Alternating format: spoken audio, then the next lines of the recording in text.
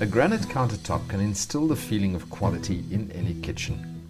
There are many beautiful colors and styles available, brilliantly polished to spectacular finishes. Now, fitting a granite countertop is not really a do-it-yourself project, but it's an interesting process, so we've decided to include it here. We're fitting the countertops above some wooden kitchen cabinets. Check the position of the stove and the sink. Cutouts for these appliances will have to be cut into the granite. A Tipp-X pen that holds correctional fluid works very well to mark the cutouts and can easily be wiped off later. The granite is cut using a large angle grinder fitted with a diamond blade. The slab has to be carefully supported throughout this process. Lifting and handling the slab is done very carefully, as the cutouts have created weak points at which the granite could fracture. When it's in position, the granite slab is carefully lined up.